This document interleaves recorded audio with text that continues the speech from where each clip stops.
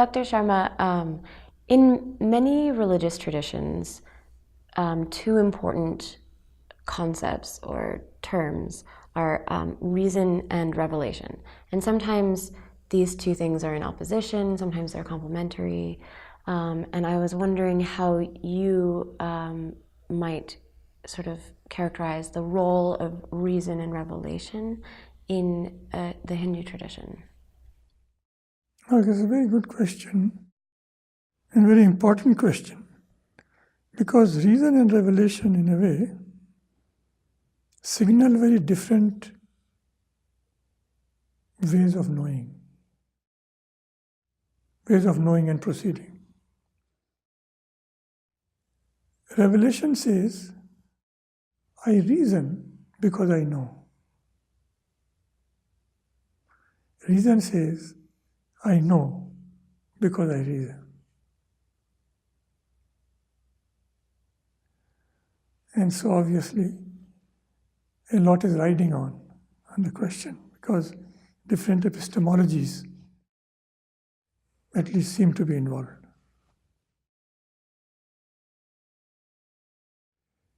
There are some positions on these issues within Hinduism which may be presented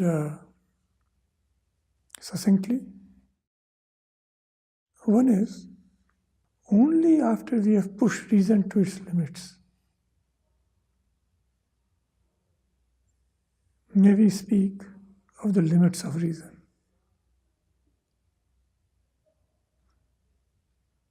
So this seems to move the argument in favor of reason. So there are various positions on the issue of reason and revelation which can be identified within the tradition. Modern scholarship in this area tends to reduce them to 4 formulations, you might say, succinctly. One of them is that one may only speak of the limits of reason after we have pushed reason to its limits. So this seems to move the case, strengthen the case for reason vis-a-vis revelation. But then the other epigram would be, there are reasons for believing in revelation. There are reasons to be given for believing in revelation. So it seems to almost use reason in support of revelation. Then a third epigrammatic formulation is,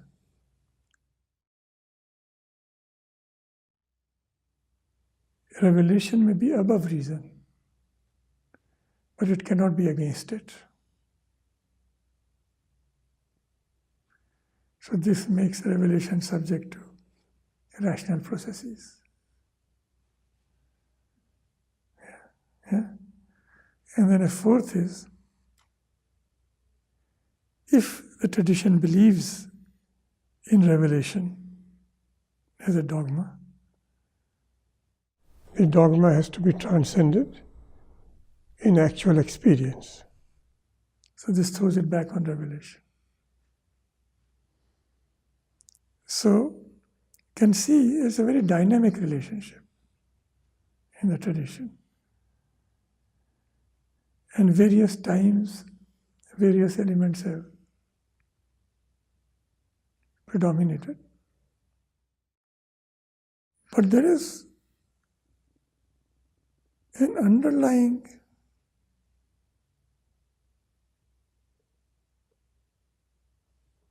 presumption that reason may not exhaust our ability to know things.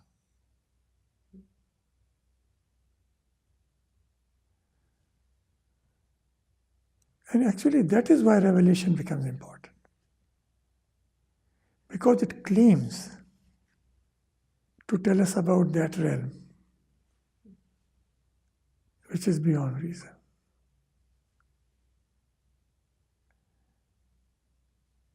This is something very Hindu and very Indic.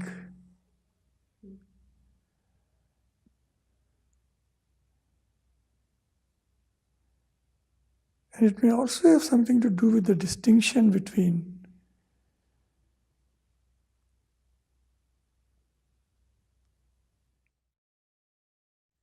Indian thought and Western thought. Professor T.M.P. Mahadevan is a well-known Indian philosopher. And he was once asked this question about the difference between the two.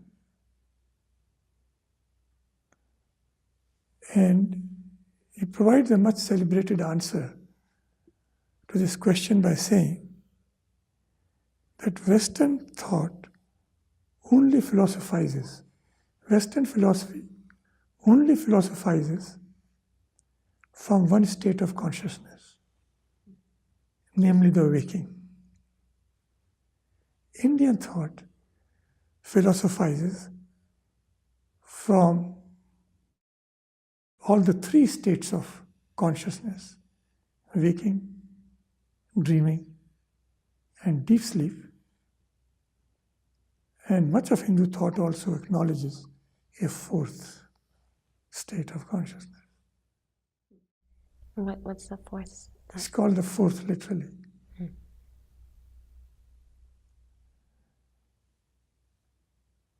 And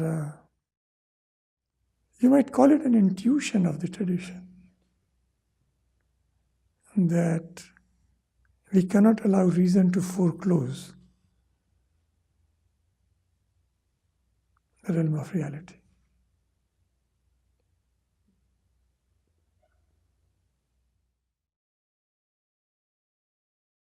Why should we assume that reality has to be rational?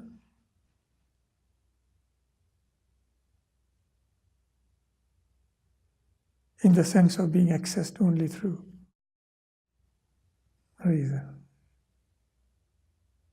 It's a major ontological and epistemological presumption. And is it warranted?